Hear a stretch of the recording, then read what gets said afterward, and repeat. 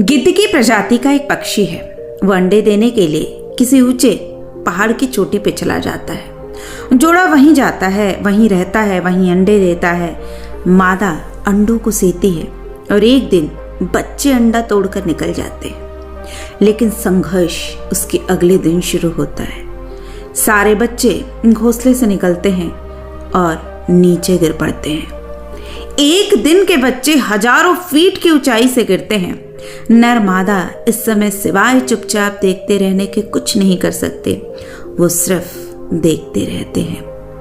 बच्चे पत्थरों से टकराते हुए गिरते हैं। कुछ ऊपर ही टकरा कर मर जाते हैं, कुछ नीचे गिर कर मर जाते हैं और उनमें से कुछ होते हैं जो एक दो बार टकराने के बाद पंखों पर जोर लगाते हैं और नीचे पहुंचने से पहले पंख फड़फड़ाकर खुद को रोक लेते हैं और बस वो ही बच जाते हैं। तो बचने वालों की संख्या 10 में से अधिकतम 2 ही होती है। अब आप उस पक्षी के जीवन का संघर्ष देखिए कि जन्म लेने के बाद उसके 10 में से 8 बच्चे उसके सामने दुर्घटना का शिकार होकर मर गए और उसकी प्रजाति 20% जीवन दर के बावजूद करोड़ों वर्षों से जी रही है। संघर्ष इसको कहते हैं। एक और मजेदार उदाहरण है जंगल के राजा कहे जाने वाले शेर का। शेर शिकार के लिए किए गए अपने 75% आक्रमणों में असफल हो जाता है। मतलब 100 में से 75 बार फेल हो जाता है। अब आप इससे अपने जीवन की तुलना कीजिए कि आप 75% बार फेल होने के लिए तैयार हैं? नहीं जनाब। इतनी असफलता के बाद तो लोग अवसाद में चले जाते हैं, लेकिन शेर कभी भी डिप्रेशन में नहीं जाता। वो 25% मार्क्स के बावजूद भी जंगल का राजा है।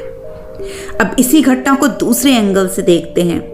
शेर 75% आक्रमणों में असफल हो जाता है। अब इसका सीधा अर्थ है कि हिरण 75% हमलों में खुद को बचा ले जाता है।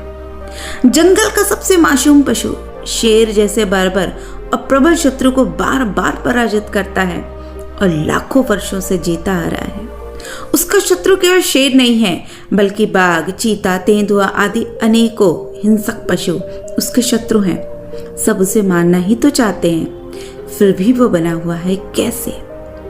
वह जी रहा है क्योंकि वो जीना चाहता है। हिरणों का झुंड रोज ही अपने सामने अपने कुछ साथियों को मार दिए जाते देखते हैं, लेकिन हार नहीं मानते। वो कभी दुख भरी कविताएं नहीं लिखते, कभी रोना नहीं रोते, वो अवसाद में नहीं जाते, वो लड़ना नहीं छोड़ते।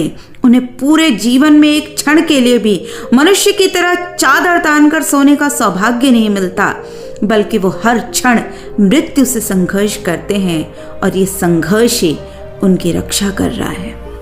जंगल में स्वतंत्र जी रहे हर पशु का जीवन आज के मनुष्य से 1000 गुना कठिन और संघर्षपूर्ण है। मनुष्य के सामने बस अधिक पैसा कमाने का संघर्ष है, लेकिन शेष जातियां जीवित रहने का भी संघर्ष करती हैं।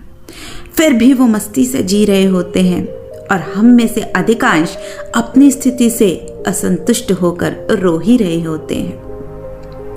अच्छी खासी स्थिति में जी रहा व्यक्ति अपने शानदार कमरों में बैठकर व्हाट्सएप पे अपनी जाति या संप्रदाय के लिए मैसेज छोड़ता है कि हम खत्म हो जाएंगे, और उसी तरह का दूसरा संपन्न मनुष्य झट से इसे सच मानकर उस पर रोने वाली इमोजीज लगा देता है। दोनों को लगता है यही संघर्ष है। वो समझ ही नहीं पाते कि यह संघर्ष नहीं अवसाद है। मनुष्य को अभी भी पशु पक्षियों से बहुत कुछ सीखने की आवश्यकता है।